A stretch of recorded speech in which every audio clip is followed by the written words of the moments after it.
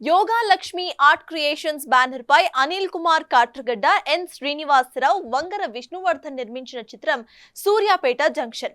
రాజేష్ నాథన్ల దర్శకత్వం వహించిన ఈ సినిమాలో ఈశ్వర్, నైనా సర్వర్, అభిమన్యు సింగ్ ప్రధాన పాత్రలో నటించారు. త్వరలోనే ఈ సినిమా రిలీజ్ కాబోతున్న సందర్భంగా ట్రైలర్ లాంచ్ ఈవెంట్ ఘనంగా నిర్వహించింది చిత్ర unit.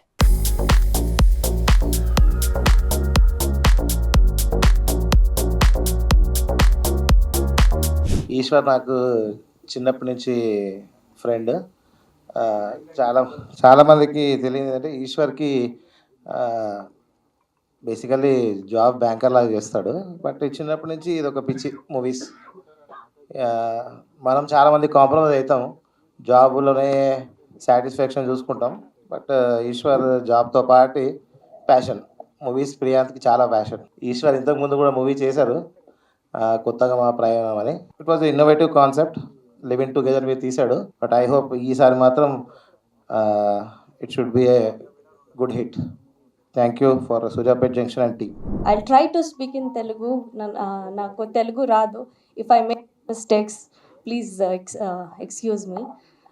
Suryapet Junction will mark as my Telugu debut. Before this, I have done Kannadalo and Tamil also worked, but I'm very happy because this is marking as my debut.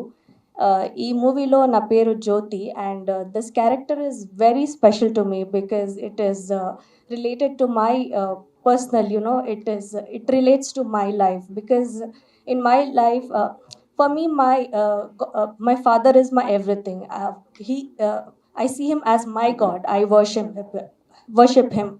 For Jyoti, in this movie, the whole story is revolving around her father. That's how her journey starts, and that's the reason why I was able to perform. I was able to feel this character. And when it comes to experience in this movie, I own a dhaba in this movie, and I hope me andriki movie chala nachutundi. Please keep your love and support with us. Thank you. Suryapet junction దీంట్లో ఈ కథ కూడా రాసింది నేనే, writer కూడా. దీనికి ఈ cinema start అయింది, ఎండ్ కూడా అయింది, కానీ కొంచెం టైం పట్టింది. సూర్యాపేట్ జంక్షన్ అంటే ఈ టైటిల్ అనుకునే ముందు, ఎందుకనంటే సూర్యాపేట్ అనేది మనకి వెరీ ఫెమిలియర్. ఆంధ్రాకి ఇటు తెలంగాణకి ఒక బార్డర్లో జరిగే కథ ఇది. ఇంకోటి ఏంటంటే ఒక నెక్స్ట్ కాన్సెప్ట్ వేసుకున్న, మీరు ట్రైలర్లో విన్నారు కదా, ఫ్రీగా వస్తే మన భవిష్యత్ నాశనం అవుతుందని చెప్పేసి అన్నారు కదా. అది రీజన్ ఏంటంటే మనకి గవర్నమెంట్ నుంచి ఎన్నో ఫ్రీగా వస్తున్నాయి, అందరికి ఫ్రీగా వస్తున్న దాంట్లో ఆ ఫ్రీ తీసుకొని దానివల్ల పాడేలా అవుతున్నారని, యూత్ పాడేలా అవుతున్నారని చెప్పేసి వాళ్ళు ఇంజనీరింగ్లోనే దగ్గర ఎన్నో సంవత్సరాల నుంచి ఉంటారు. దానివల్ల వాళ్ళకి ప్రాబ్లం ఎలా అయింది, ఫ్యామిలీ కూడా ప్రాబ్లమ్స్ ఏం ఫేస్ చేస్తుంది, దానివల్ల మిడిల్ క్లాస్ వాళ్ళకి ఏం ప్రాబ్లం అవుతుంది అనేదే కాన్సెప్ట్ ఇది. ఎంతసేపు గవర్నమెంట్ ఎప్పుడు ఫ్రీ లేని వాళ్ళకి ఇవ్వడం అని చెప్పేసి అని అంటారు, కానీ ఎక్కడ లేని అడుక్కోలేకుండా అన్నది మిడిల్ క్లాస్ వాళ్ళే. చెప్పాలంటే వాళ్ళకి ఫేస్ చేసే ప్రాబ్లమ్స్ ఏంటి దీంట్లో అనేది ఒక లైన్ తీసుకొని చేయాల్సి వచ్చింది సినిమా.